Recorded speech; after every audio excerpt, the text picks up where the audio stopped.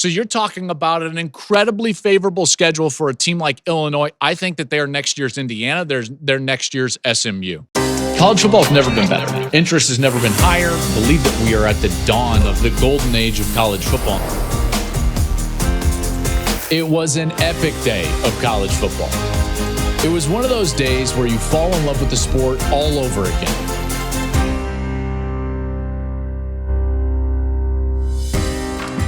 Hey, what's up, everybody? Welcome into the Joel Klatt Show. I am Joel Klatt, and we are very pleased to be brought to you by Hampton by Hilton.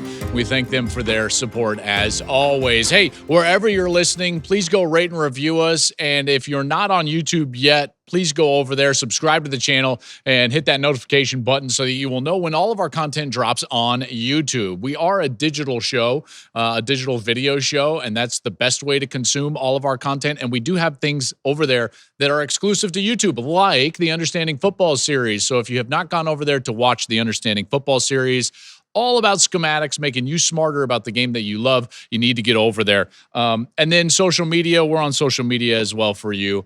At Joel Klatt Show is where you can find us on social media. So all of that going on. Hope you liked the mock draft. That was always fun. And you know that we're going to continue to provide draft content as the draft process kind of rolls along leading up to the NFL draft. We'll continue to cover college football, but I wanted to take a brief moment because we haven't done this in quite a long time and do a mailbag episode and answer questions about college football, maybe the draft, maybe life, anything and everything that you wanted to throw at us. We're going to answer right here. And I wanted to do, more than like the token 3 or 4. So I'm going to try to get through quite a few questions here today and try to race through them a little bit. And thank you all also for giving those questions to me on X. You can follow me personally on X at Joel Klatt. Okay, let's get started. I want to do these in random order, and then I told the crew to kind of, surprise me a little bit so that it can be a bit authentic like a true mailbag. So here we go. Let's go to the first one up on the big board, and it comes from,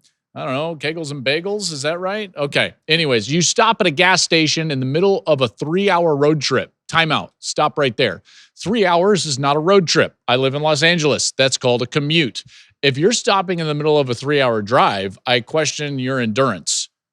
That's just me. But I appreciate your heart for what you're about to ask. I think the question goes on, what's your snack or drink of choice? I have to change the question because 3 hours is not a road trip, so we're going 6 hours. 6 hours is a road trip. So basically driving from Los Angeles to Phoenix, like that's a road trip.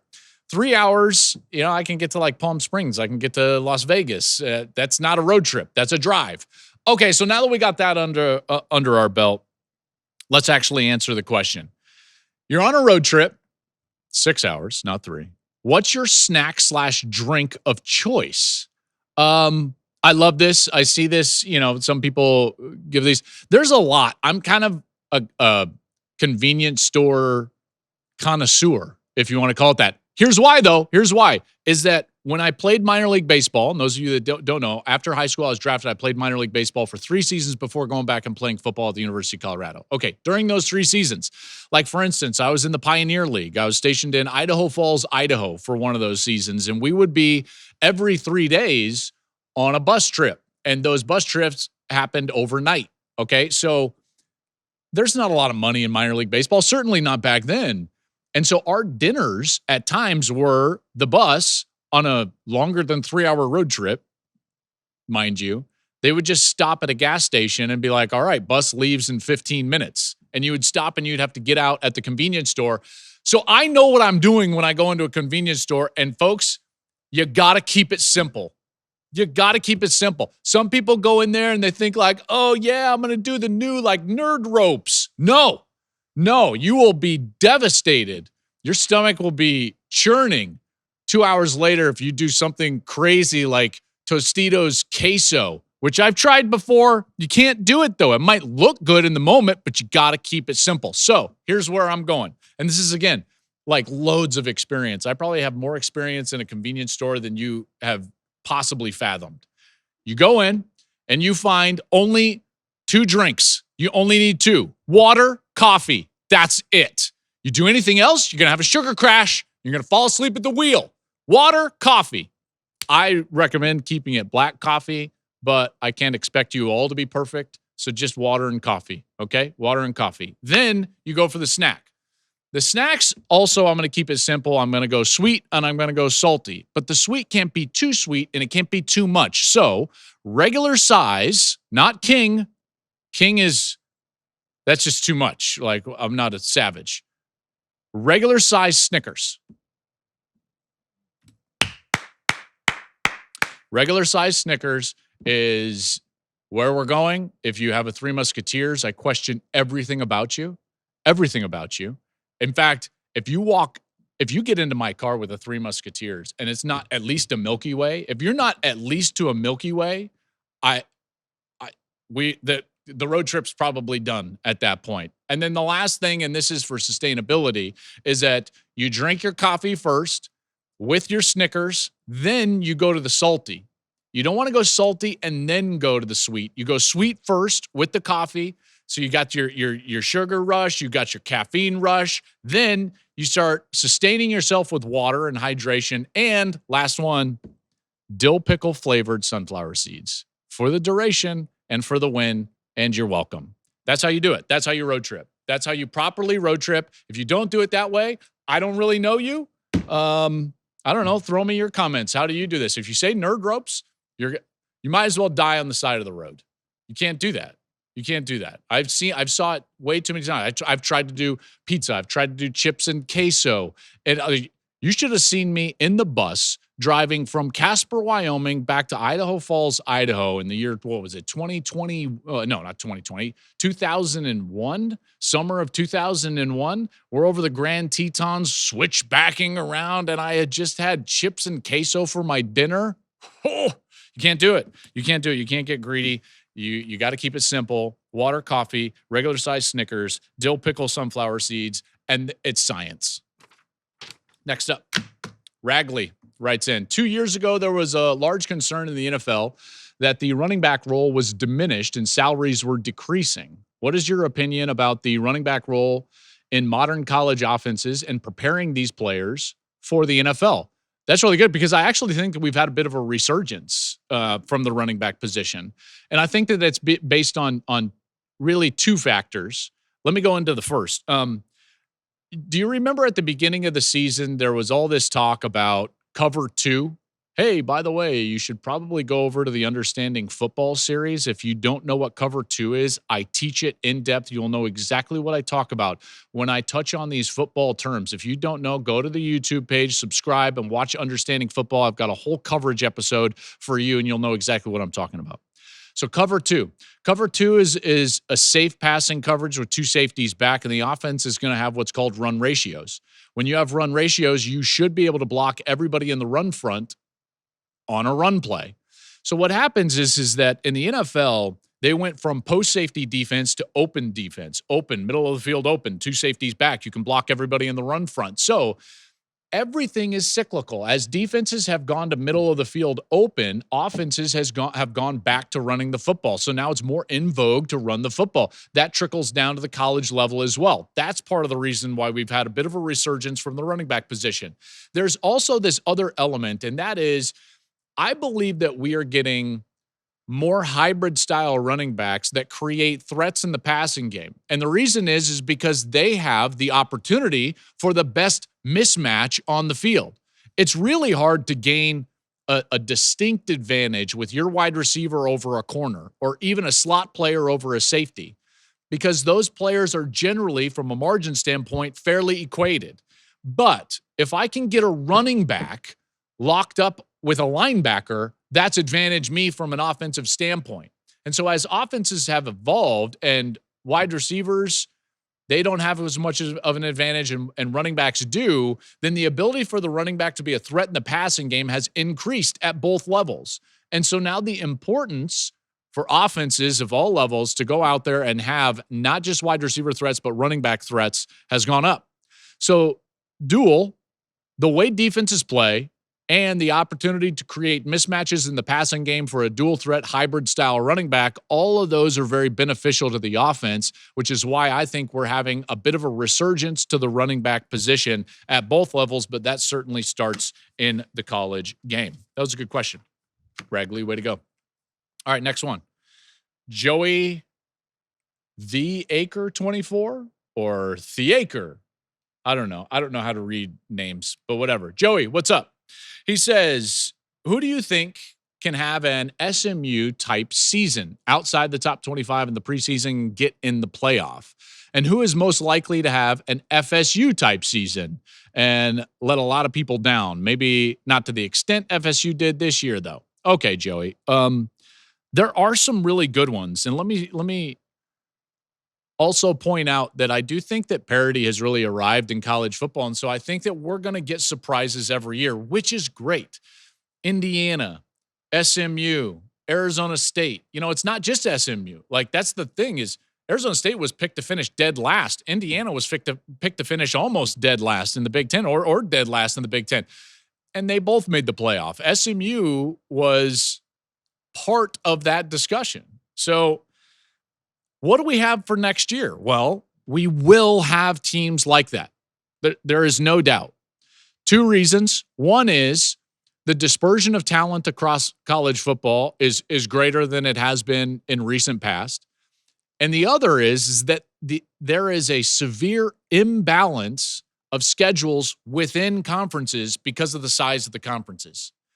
So you're going to get experienced teams that all of a sudden get the benefit of the right schedule, and you're going to have Indiana's and SMU's all over again. And we're going to have those every single year. Here's a couple to pay attention to for next season. And I talked about these in my way too early top 10 for next year, which is also up on YouTube. Go check that one out. Illinois. I think Illinois could be a sneaky team next year. And here's the factors. They're coming off a 10-win season. They beat South Carolina in the bowl game. Luke Altmaier is back at quarterback with the entire offensive line. So now you're getting that veteran presence that I think is very important. Bielema Ball is working in Champaign. And then here comes the kicker.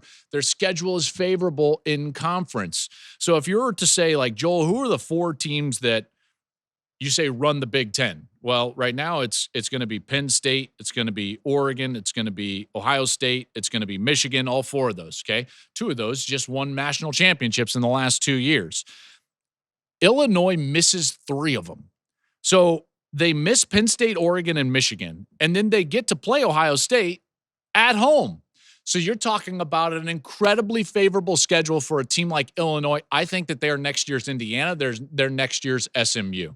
Another team, maybe next year's Arizona State, although they're going to have more hype in the preseason than what Arizona State did with Kenny Dillingham last year. Baylor out of the Big 12. Baylor could have a really solid year. They were 2-4 to start this last season, and then they totally turned it around. They won their last 6 games of the regular season before losing their bowl game to LSU.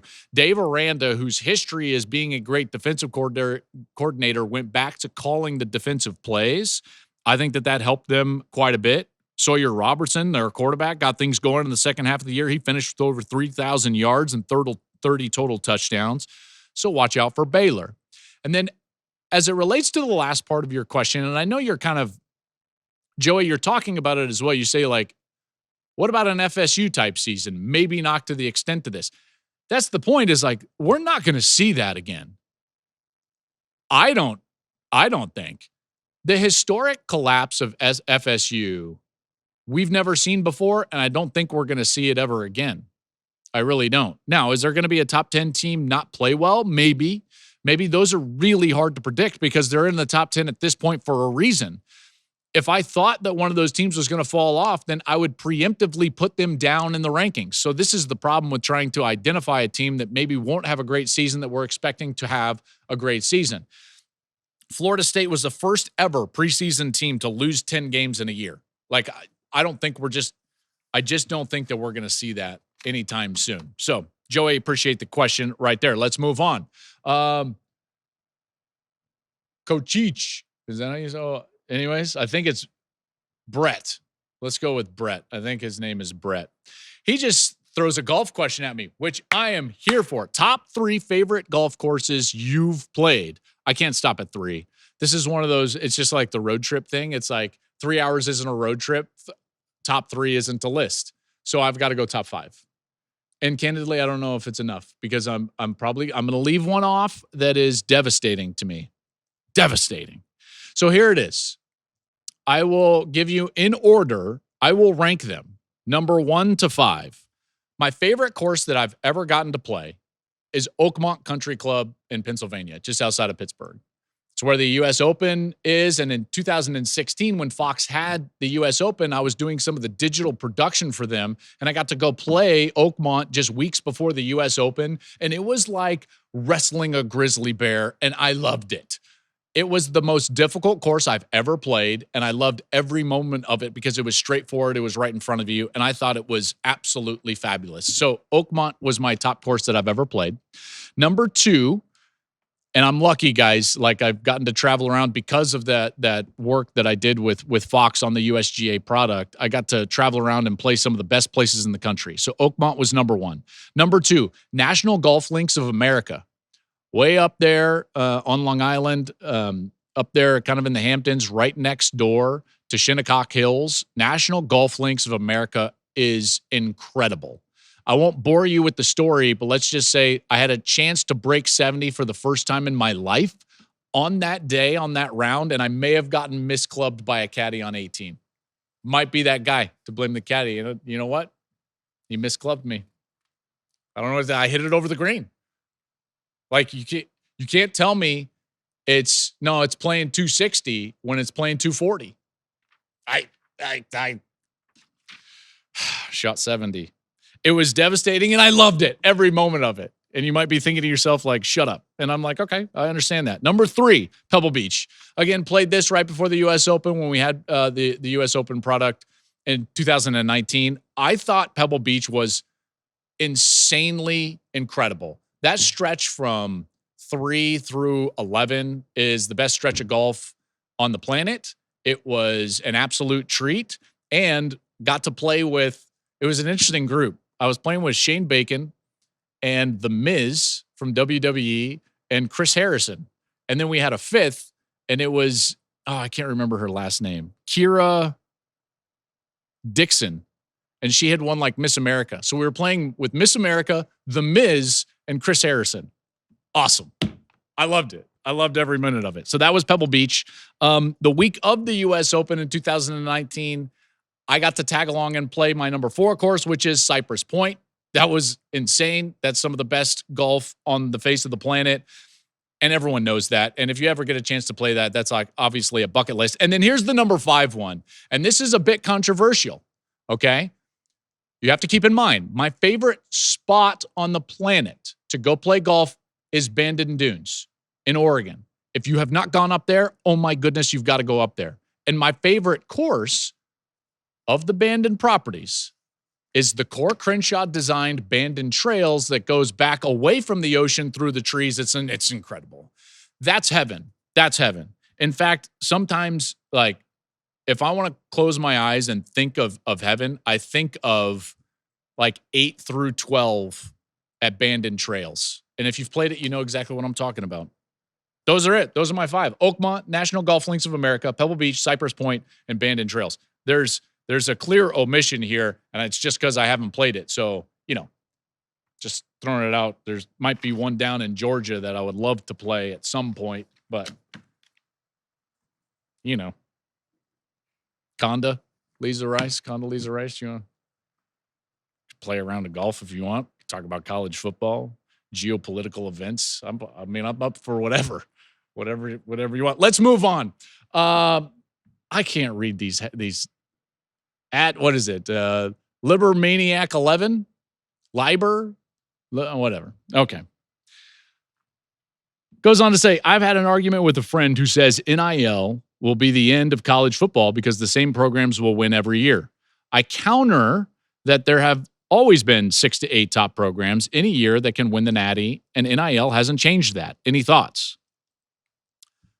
Love the question.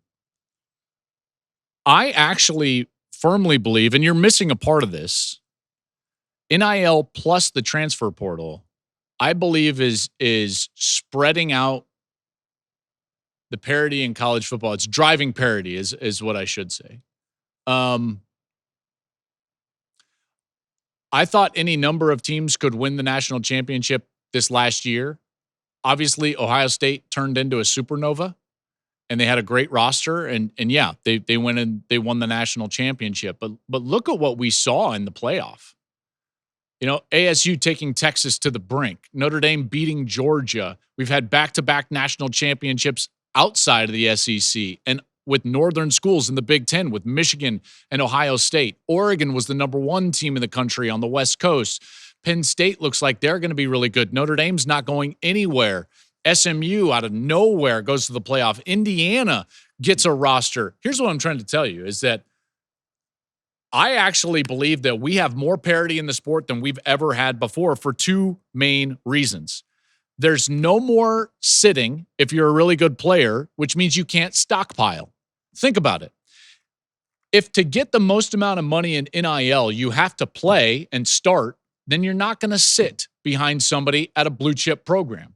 So those programs can no longer stockpile talent, keeping it away from other universities. So now you're going to have more talent across the spectrum in college football, which is going to drive parity. So the great programs have become a little bit worse, and the good programs have become a little bit better. And so now you're getting an evening out of the boats here in the harbor.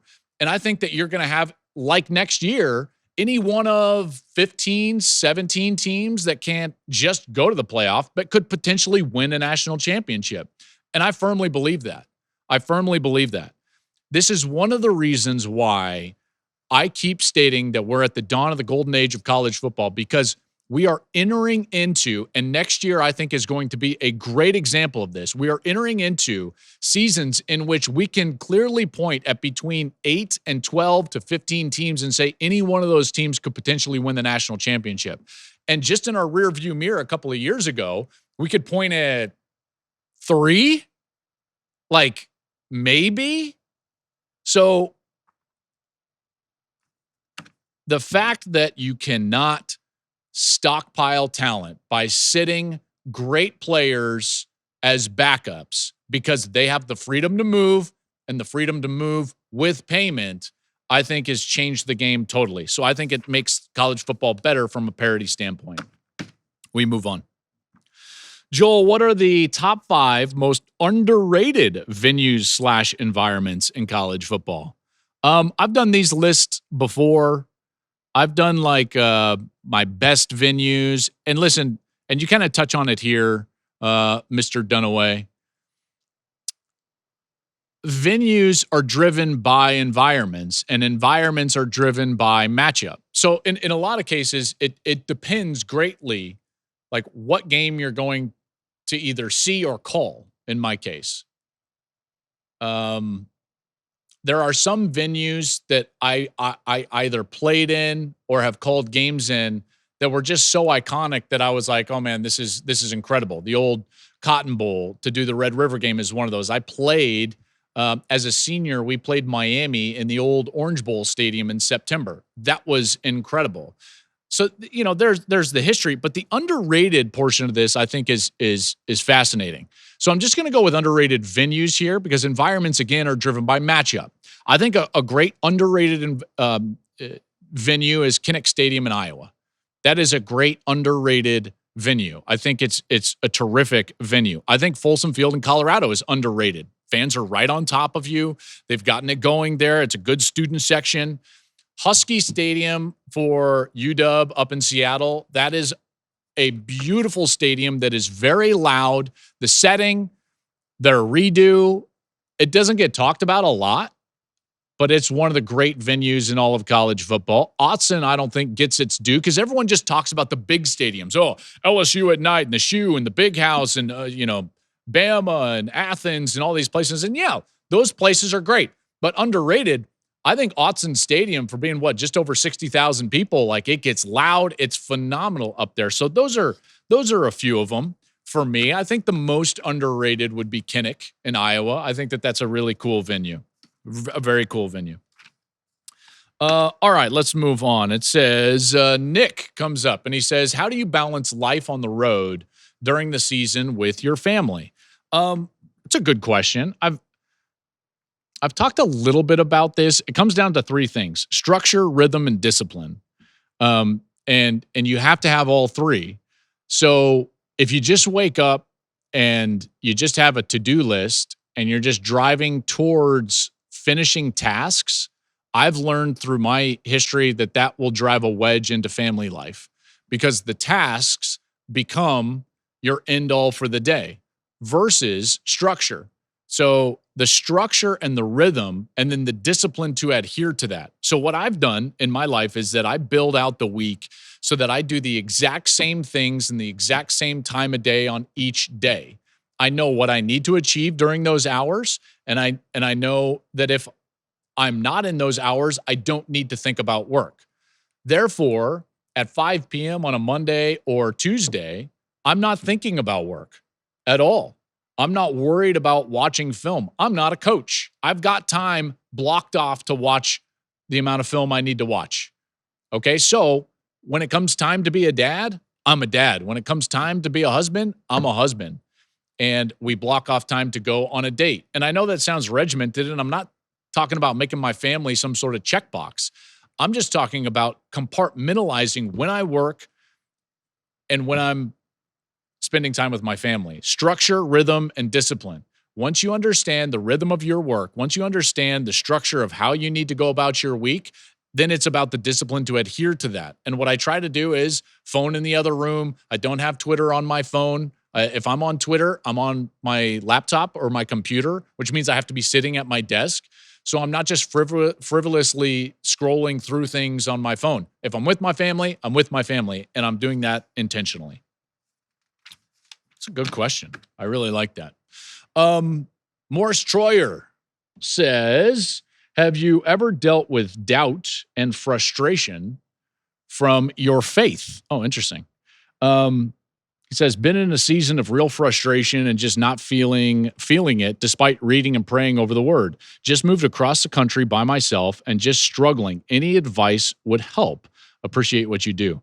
Man, I hear you. That's deep and personal, and I appreciate you like asking me that in this kind of public way, Troyer.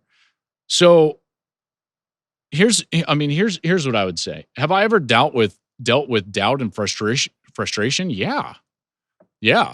And so have some of the most influential figures biblically. Moses dealt with self-doubt, not wanting to lead his people out of the promised land. Elijah dealt with fear and doubt and despair at times. Thomas, of course, is one of the disciples, and he's famously called Doubting Thomas because he didn't believe it was Jesus until he put his hands in his wounds. Peter dealt with fear, great fear and doubt, denying Jesus on the night of his crucifixion. But it's not just biblical figures. All of us are going to deal with, like if we're believers, are going to deal with doubt and fear regarding our faith. Like, okay, here's an example. Jalen Hurts. What do you think Jalen Hurts felt like the night Nick Saban pulled him in the national championship and Tua went in and won the game? Do you think that kid would have believed you if you said, hey, man, don't worry, you're going to win Super Bowl 59 and be the MVP for the Philadelphia Eagles? There was probably a good deal of fear and doubt and frustration with Jalen Hurts, but like he teaches us a great lesson, all of us, and that is he kept it simple. He talked about this last week. John 13:7 was like his go-to. So John 13:7 says, and he's said this in his interviews, you may not know now, but later you will understand. And that scripture comes from the book of John in chapter 13. And what's going on is Jesus is about to he's washing his disciples' feet. So here's like the teacher, and he's turned into the servant. So he's become the lowest person in the room, washing his followers' feet. And Peter is like, what are you doing? Stop doing this.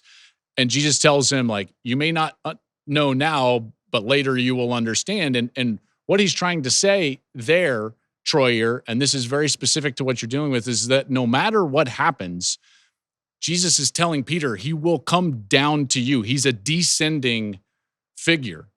You're not having to ascend to him. So regardless of how hard you try to climb or what you try to do, you will fail. There will be frustration, which is why Jesus descends to you. He becomes that servant and he descends to you. All right. And that's the only way that I get through it. That's the only way that Jalen Hurts has gotten through it. And that's the only way that those biblical figures have gotten through it, is that you just turn and you allow him to descend to you, because he takes all of your fear and your doubt and your sin and everything, and he clothes you with his righteousness. And there's nothing you can do other than have faith in him. That was a deep answer. I appreciate you guys sticking around for that one.